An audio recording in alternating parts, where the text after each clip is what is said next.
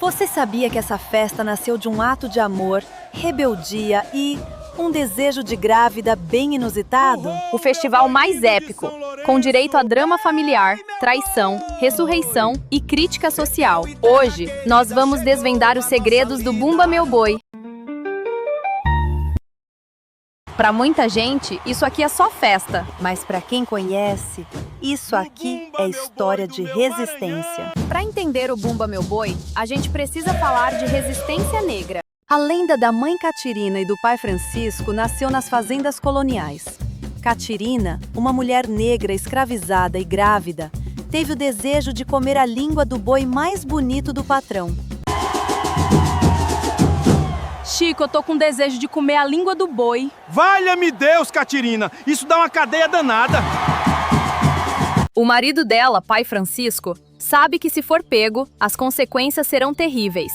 Mas por amor à esposa e ao filho que vai nascer, ele vai lá, mata o boi e arranca a língua. Francisco desafiou o sistema da época. Quando o patrão descobre, a caçada começa. Francisco foge, pede ajuda aos povos indígenas, aos curandeiros.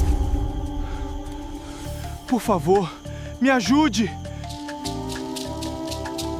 Essa história tem África, tem espiritualidade indígena, tem um Brasil que mistura dor com esperança. E aqui acontece o plot twist. Através de rituais, o boi não só é salvo, como ressuscita. E a punição de Francisco se transforma em uma enorme celebração. Ressuscita, meu boi! O boi mimoso subiu! A ficção é incrível, mas a realidade histórica por trás desse mito é ainda mais intensa.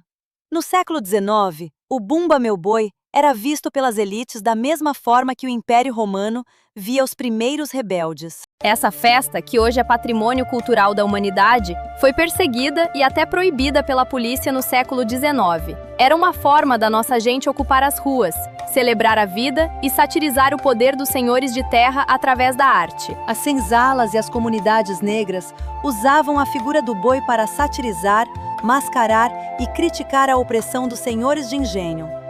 O boi que morre e revive era a metáfora perfeita para o próprio povo negro, que era massacrado pelo sistema escravista, mas insistia em renascer e resistir através da arte. O governo fez o que governos autoritários sempre fazem com a cultura popular: censura. Entre 1861 e 1868, o Bumba Meu Boi foi oficialmente proibido por códigos de postura e pela polícia no Maranhão. O preconceito racial e o medo de revoltas pretas camuflavam a festa como atentado à ordem pública. Quem colocasse o boi na rua era preso.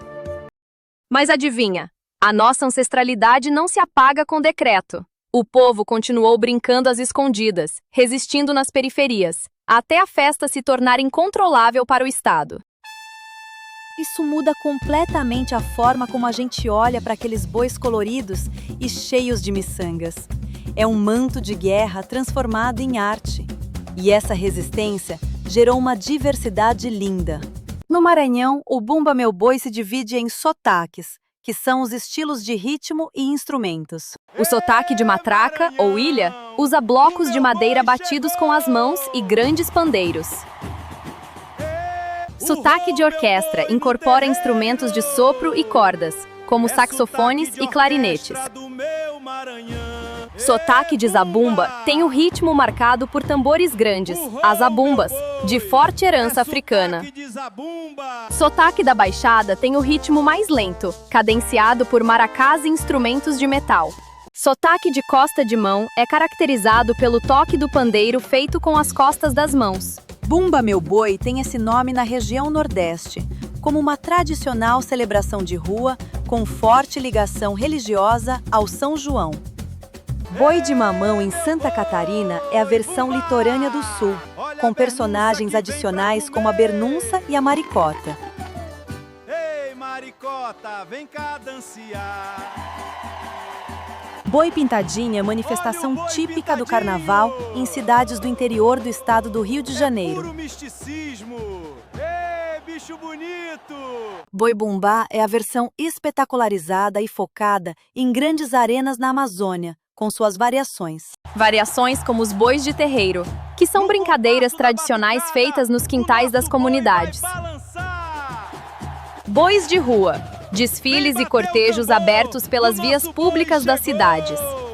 Bois de arena, apresentações em formato de mega espetáculo e ópera a céu aberto, cujo maior exemplo é o duelo entre o boi garantido e o boi caprichoso em Parintins. Aqui, cada boi tem a sua dupla de atores para viver o casal Pai Francisco e Catirina, e cada equipe disputa nota a nota, no mesmo estilo de apurações de desfiles de escola de samba. Jurado 4, 10 para o Pai Francisco do Boi Caprichoso. O festival acontece na Amazônia, e nessa grande ópera popular, a cultura indígena tem grande destaque. Nasce!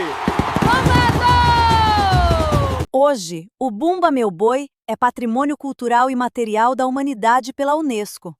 Mas o mais importante é lembrar que ele só existe porque homens e mulheres negros se recusaram a baixar a cabeça e silenciar seus tambores. Você já conhecia esse lado político e histórico do Bumba Meu Boi? Deixem seus comentários aqui embaixo. Valorizem a cultura preta do nosso país. E até a próxima exploração!